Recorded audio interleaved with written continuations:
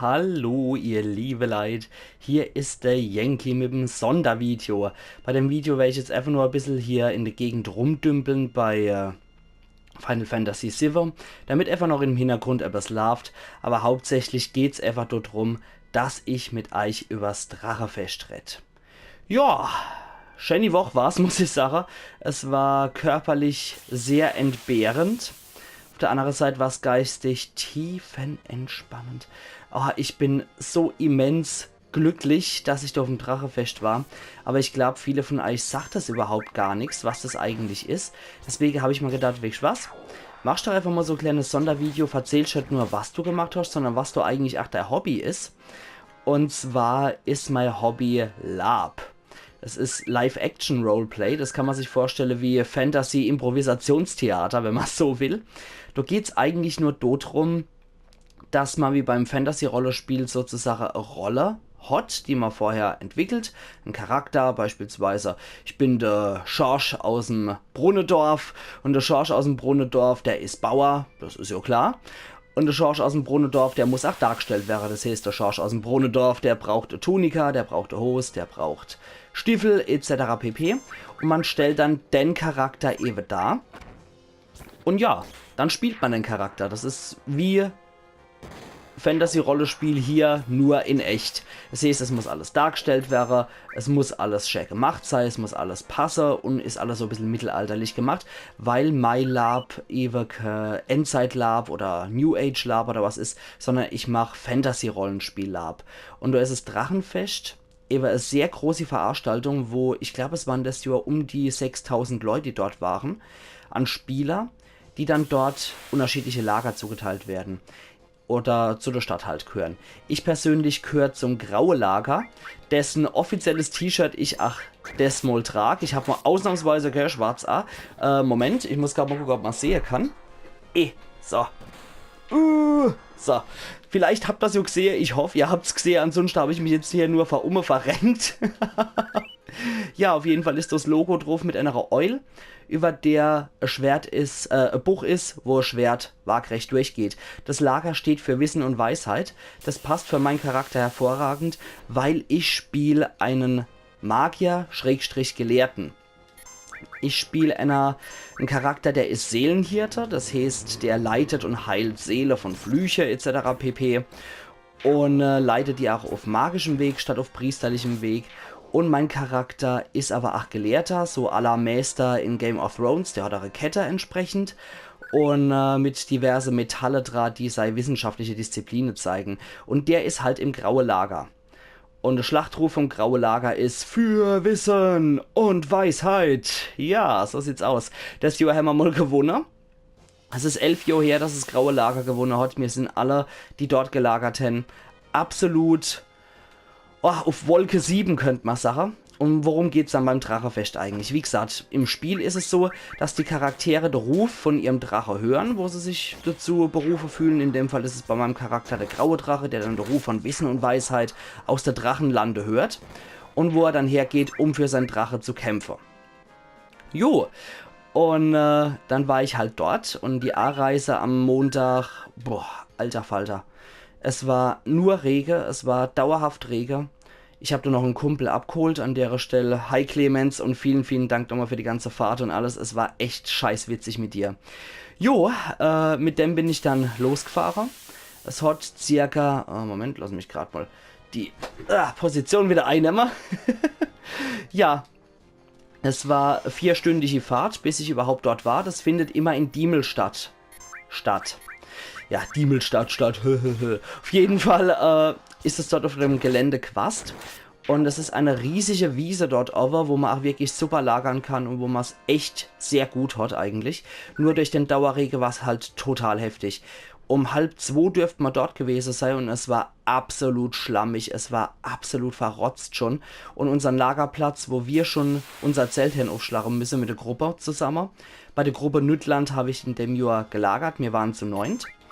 Und ja, unseren Platz, der war halt völlig schon an der Schlammgrenze dran. Aber wir waren glücklicherweise die Erste, die das Zelt aufgeschlagen haben. Puh. Es war nicht schön, aber mir haben sie gekriegt. Nachdem das Zelt dann gestanden hat, sind dann die anderen Stück für Stück gekommen und ich habe das Auto weggefahren, mit dem ich dann hingefahren bin und alter Falter, ich war dann irgendwann so 4, 5 rum oder so bin ich losgegangen und ich war dann um 20 Uhr oder so zurück, weil Stau wie Sau war. Es war echt brutal. Auf dem Ausweichparkplatz irgendwo unten auf dem Feld hätten sie mich hingehockt, 3, 4 oder vielleicht sogar 5 Kilometer Abstand vom eigentlichen Parkplatzgelände. Das war absolut der Hammer. Ja, dann bin ich dann wieder zurückgekommen und dann war es 8 Uhr schon. Dann waren schon andere Leute von unserer Gruppe da.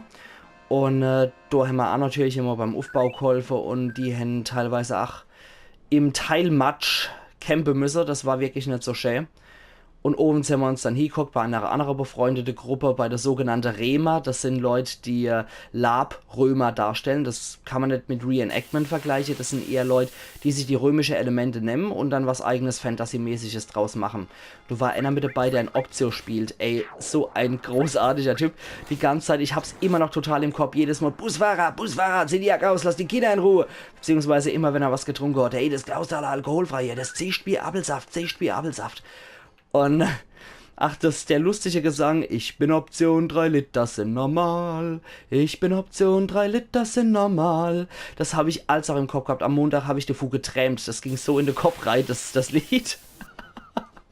Ja, auf jeden Fall hat man es uns so dann lustig gemacht ovens. Und dann ging es dann irgendwann wieder raus aus dem Schlaf, aus dem süße Schlaf. Ich habe kampiert im Zelt auf einer Isomatte. Nico war so freundlich, mir 2 Fälle zu leihen. An der Stelle nochmal vielen Dank, Nico. Ich kann wirklich nur mein Haupt neige für die Leihgabe. Das hat auch nochmal zusätzlich isoliert und warm gegeben. Und über deine 2 Schafsfälle war dann mein Rucksack, mein Schlafsack, in dem ich gepennt habe. Und dort drüber habe ich noch so Steppdeck gelegt. Also warm habe ich es auf jeden Fall gehabt. Jo, dienstags war dann der Hauptanreisetag. Man muss dazu sagen, Montag ist immer Frühanreise auf dem Drachenfest. Und es war echt verstopft bis over hier. Es ging kaum noch was. Dann, der Dienstag sind natürlich auch die offizielle A-Reiser gewesen. Und es kamen sehr viele Leute.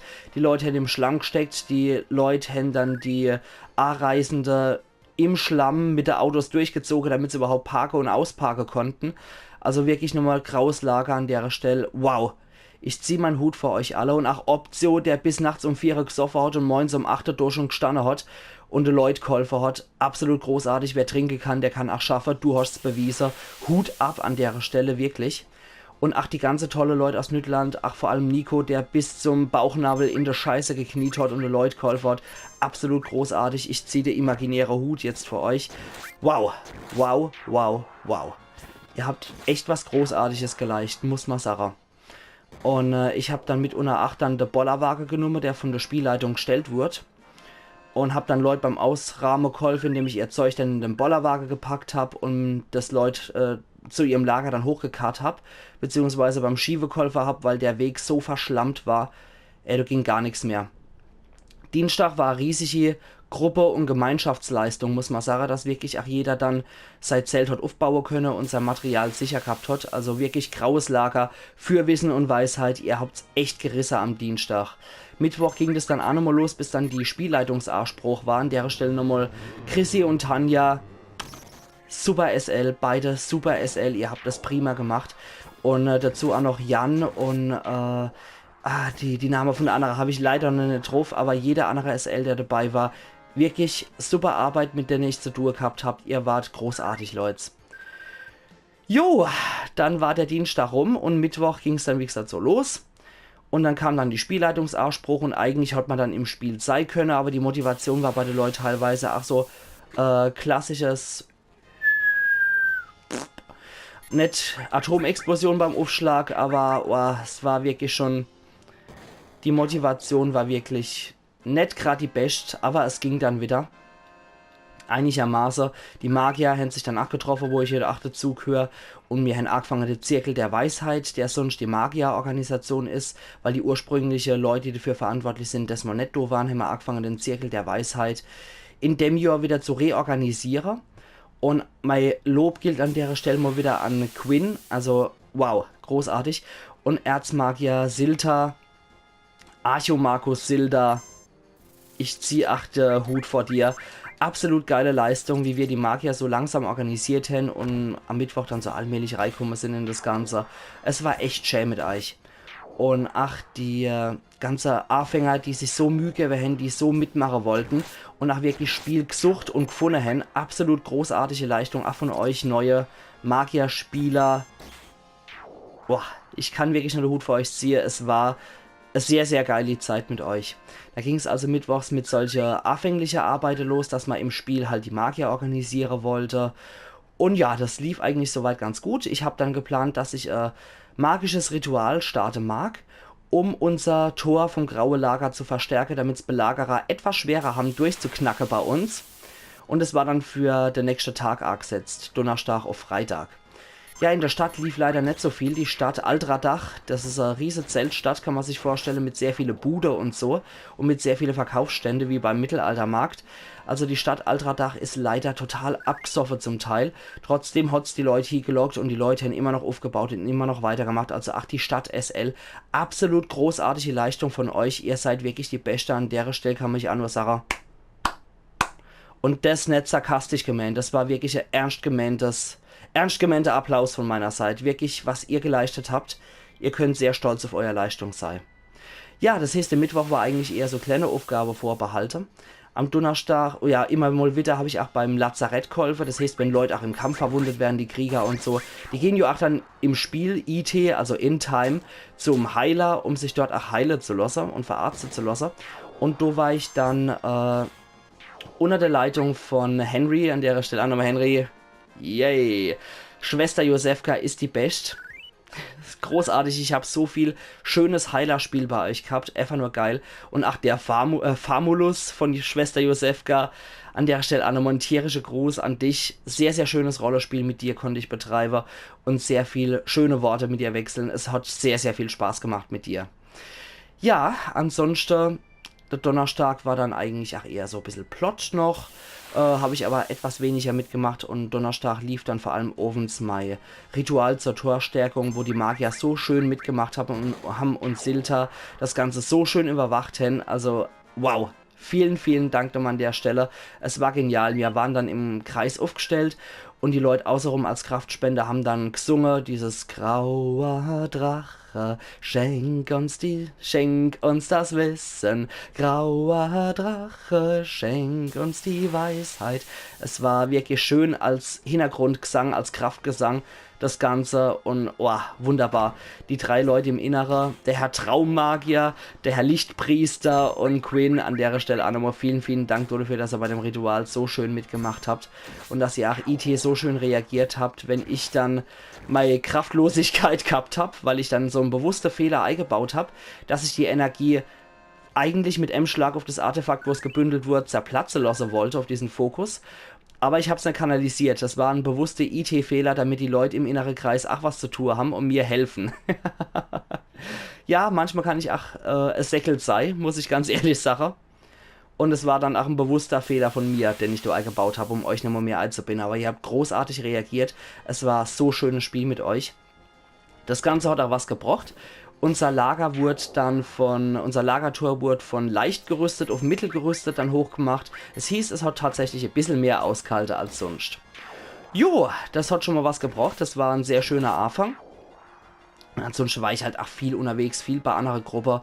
An der Stelle halt auch auf jeden Fall auch nochmal an die Mietwaller, an Tordal, Runenhüter und also Tom und Heiko und Steven und Tanja und Chantal und Christine.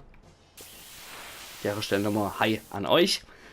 Und vielen Dank, dass ihr immer einen Kaffee für mich übrig gehabt habt, wenn ich noch verkrüppelter als sonst ausgesehen habe, weil mein Charakter ist bewusst einer, der, ja, mein Charakter ist bewusst einer, der durch Magie, durch die Seele-Magie, hat er halt immer irgendeinen Malus. Er kriegt dann, wenn er einen Fluch heilt oder so, kriegt er immer einen Teil von dem Fluch selber ab. Und dementsprechend wird er halt immer gramgebeugter und älter und er läuft langsamer und so weiter. Und ja, das habe ich dann in dem Fall halt auch ausgespielt. Das musste ich halt auch ausspielen. Sonst ist der Charakter auch nicht glaubwürdig, wie ich finde. Und ja, immer wenn ich ziemlich am Arsch ausgesehen habt ihr immer einen Kaffee für mich übrig gehabt. Also an der Stelle vielen, vielen Dank. Und gerade auch durch magische Auszehrung und so habe ich das auch schön ausgespielt. Hoffe ich doch, dass der Charakter dann auch so angefangen hat zu hinken und oh, mit dem ganzen Schlamm an der Stiefel, den ich da gehabt habe. Ich habe die Scholle hinter mir hergezogen, hinter meinem Hinkebein. Es war heftig. Es war, als hätte man mit Bleibeiner an der Füße, oh, als wäre man mit Bleibär an der Füße unterwegs gewesen. Es war echt brutal. Ja, das war der Mittwoch dann. Am Donnerstag habe ich dann... Nee, Quatsch, das war der Donnerstag. Am Freitag habe ich dann auch noch beim großen Ritual mitgewirkt, was Silta dann gewirkt hat, um die Tochter des roten Avatars ihrer Erinnerungen zu berauben, dass sie nicht mehr halbgöttlicher Natur ist, sondern dass sie sterblicher Natur ist, indem sie sterbliche Erinnerungen hat und ihr altes Halbgottleben vergisst. Das wurde gemacht, weil die Tochter vom roten Avatar, vom Hexer, das ist ein sehr mächtiger Zauberer, dass er von dem Nimi bedrängt und benutzt werden kann, hat der rote Avatar entschieden, um die Sterbliche zu schützen. Opfert das sozusagen seine Tochter und eventuell sieht man sie wieder. Man weiß es noch nicht. Wird sich zeigen im Spiel, wie sich das noch weiterentwickeln wird. Ja, bei dem Ritual hatte ich dann den Unteraspekt anvertraut gekriegt, dass ich die Erinnerungen und die Seele von der guten Dame versiegel, dass sie eben, ja, sich nicht mehr an ihr halbgöttliches Leben erinnert. Und das war auch ein sehr schönes Ritual an der Stelle. Die Priester, die vom silbernen Lager, die mit dabei waren und geholfen haben. Vielen, vielen Dank, falls ihr das seht. Vielen, vielen Dank. Ihr wart wunderbar. Ihr habt mich so schön angeleitet, ach, und habt mir so schön geholfen. Es war wunderbar von euch. Ich hoffe, ich kann euch nächstes Jahr wieder besuchen. Beziehungsweise euch überhaupt besuchen. Weil ich wollte euch wirklich nochmal besuchen und meinen Dank persönlich aussprechen. Falls ihr seht, an der Stelle nochmal vielen Dank. Ich komme nächstes Jahr bei euch im silbernen Lager vorbei, versprochen. Ja, was war da noch? Generell sehr viel schönes Spiel mit dem grauen Lager möglich gewesen, mit Nütland, mit der Gruppe, mit der ich lager, war immer was, mit denen konnte ich immer sprechen, mit denen konnte ich immer irgendwas machen. Und ansonsten, ach, andere Leute im grauen Lager, nicht nur die Magier, ach, andere Leute, die mich einfach so arg gesprochen haben, die mit mir immer unterwegs waren und so viel mit mir gemacht haben. Also vielen lieben Dank nochmal an euch alle. Es hat so Spaß gemacht. Und die Leute vom Lazarett, wo ich immer mal wieder ausgeholfen habe, es war gigantisch. Dann war noch ein Plot, dass ich bei Alchemiste geholfen habe, weil die Essenzen vom Avatar wurden mit einer Maschine abgezwackt. Und ja, unter anderem wollten wir das Ding auch nutzen, um Parasite vom Avatar abzuziehen. Avatar, muss man sagen, das ist sozusagen der spirituelle und generelle A-Führer vom Lager, könnte man sagen. Das ist die Verkörperung vom Drache. Das heißt, grauer Avatar ist die Verkörperung vom grauen Drache, roter Avatar die Verkörperung vom roten Drache und so weiter und so fort. Die sind halt menschlich unterwegs, an ihre gigantische Schulterpolster à la World of Warcraft zu erkennen. Und die sind immer unterwegs und die muss man eigentlich als Gott behandeln, weil das sind die Inkarnationen von einem Drache und die muss man halt immer mit sehr viel Respekt behandeln. Ja, und der Avatar war eben erkrankt an Parasite und mit der Maschine, mit der auch die Essenzen von der Avatare als Probe entnommen wurden. Ja, mit der Maschine wollte man die Parasite rausziehen. Und deswegen war man auf der Suche nach Einzelteile von dem Ding, um die Maschine neu zu bauen. Habe ich dann der Alchemist auch schön geholfen, denke ich doch. Durch so ein Analyseritual, das habe ich dann am Kraftplatz vom Graue Lager gehalten. Und von dort aus habe ich dann permanent Magie aufrechterhalten, um dann eben dieser Spure von diesem Apparat zu folgen. Und es lief alles auch wunderbar. Nur irgendwann sagt mir die Spielleitung, die dabei ist, Tanja, sagt mir dann: Ja, du bist magisch ausgezehrt. Du kannst froh sein, dass der andere Kerl, der noch mit dabei war, der andere Magier, an der Stelle nochmal vielen Dank, der elfische Traummagier. Wenn der nicht dabei gewesen wäre, wärst du eigentlich so magisch ausgelutscht, dass du tot bist. Aber, da der noch ein bisschen was davor abgefangen hat, bist du jetzt einfach nur bewusstlos. Okay, was mache ich also? Muss es ja ausspielen. Ich sag dann der letzte Hinweis, dass am Tisch bei der Gilde der Magie, wo wir dann am Ende waren, dass dort die Apparaturteile sind und sagt nur noch Tisch und klappt zusammen. Kommt jemand her und sagt einfach nur: Oh, ist der tot oder was, ist er tot? Und ich dann, gut, sie hat halt gesagt, ich schlaf, ne, ich bin ausgezehrt. Was mache ich also?